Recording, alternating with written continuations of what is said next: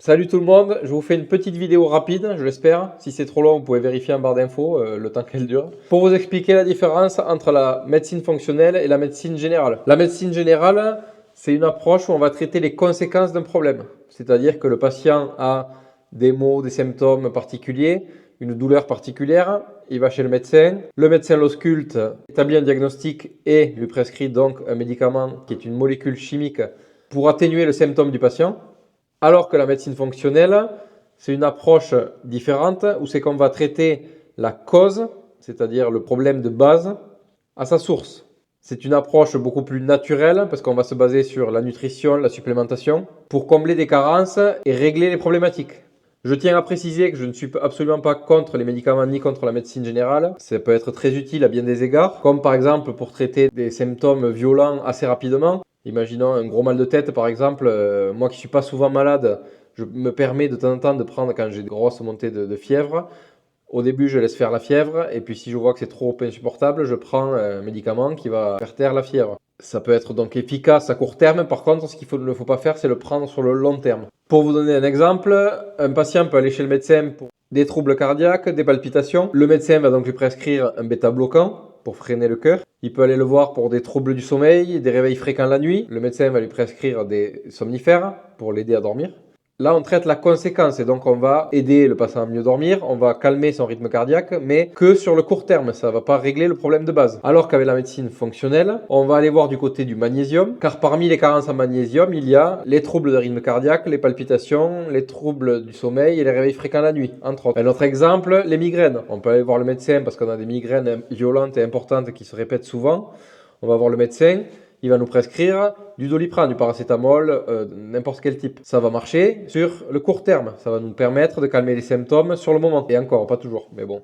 En général, ça marche. Le problème encore, c'est qu'on a traité la conséquence et pas la cause. Alors qu'en médecine fonctionnelle, on va aller voir au niveau des carences, par exemple, en calcium, en lithium, en molybdène, en œstrogène, ou s'il n'y a pas des excès de progestérone, entre autres. Pour vous donner un autre exemple plus concret, imaginez que vous avez un garage avec plein d'outils qui sont mal rangés et une voiture dedans. Vous partez tous les matins avec votre voiture et tous les jours, à chaque fois que vous partez, vous crevez. Donc qu'est-ce que vous faites? Vous allez chez le garagiste, vous allez voir le garagiste, et il voit que vous avez un clou dans le pneu. Donc qu'est-ce qu'il fait? Il enlève le clou, il met une rustine, c'est réparé, vous pouvez repartir. Il a traité la conséquence. Vous rentrez chez vous, le lendemain vous repartez, vous recrevez.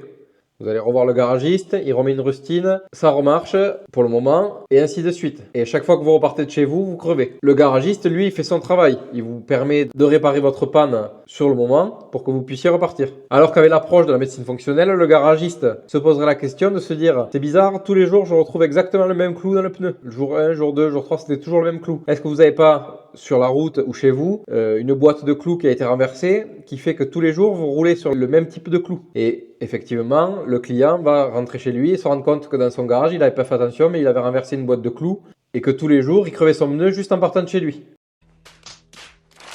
Parce qu'il continuait à répéter la même chose sans se poser la bonne question. Voilà la comparaison entre les deux approches pour que vous compreniez mieux avec un exemple qui vous parle. Maintenant, quelles sont les solutions à mettre en place? Premièrement, c'est l'alimentation. Ne croyez pas que c'est une phrase bateau que tout le monde répète tout le temps parce qu'elle est à la mode.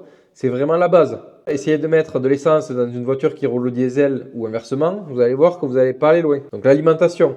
Apprendre qu'est-ce qu'il faut manger, quand le manger, comment le répartir sur la journée, c'est la base. L'alimentation elle seule ne suffit pas, malheureusement de nos jours, car les nutriments dans la nourriture sont beaucoup trop pauvres. Il y a plusieurs raisons à ça, c'est l'appauvrissement des sols à cause des cultures intensives, la pollution des sols à cause des engrais et compagnie pour justement toujours produire plus parce qu'il faut nourrir toujours plus de monde et toujours plus vite.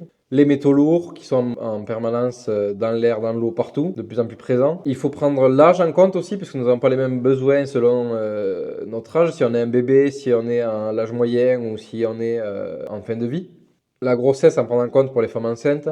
Bref, il y a plein de facteurs qui font qu'aujourd'hui, la nutrition ne suffit pas parce que selon notre étape de vie et où nous en sommes, on a des besoins différents. En plus que l'alimentation soit de plus en plus pauvre. Donc la deuxième solution à mettre en place, c'est la supplémentation.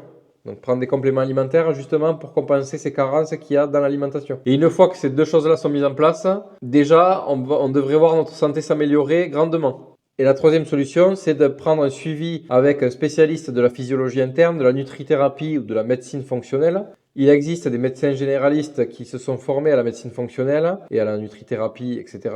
Il existe des naturopathes qui sont formés pour ça et des personnes comme moi qui se sont formées à la médecine fonctionnelle pour pouvoir permettre à tout un chacun d'avoir un suivi vraiment efficace et personnalisé, propre à chacun. Mon avis personnel, c'est que c'est la médecine de demain.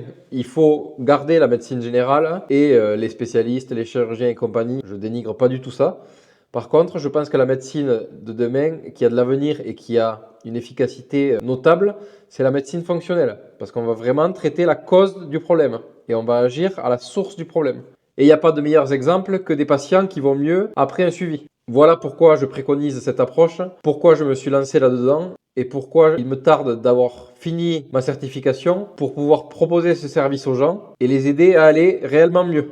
Je vous invite à faire vos recherches sur Internet sur la médecine fonctionnelle. C'est une mine d'or de connaissances et de savoir sur la santé, sur l'alimentation, sur la nutrition, la complémentation et j'en passe.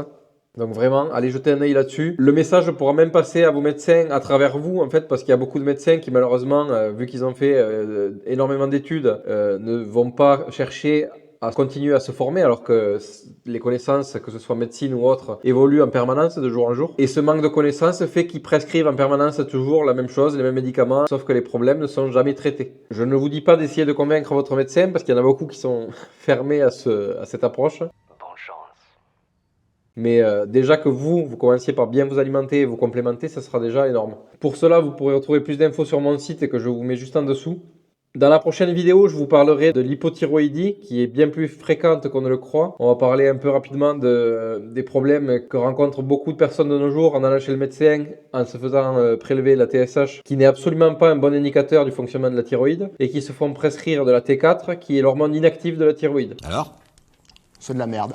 Autant vous dire qu'en traitant comme ça, on n'est pas prêt de régler le problème. Mais ça sera le sujet d'une autre vidéo. Merci d'avoir tenu jusqu'au bout. J'espère que c'était assez simple, que j'ai vraiment vulgarisé au maximum pour que ça soit le plus clair possible pour vous.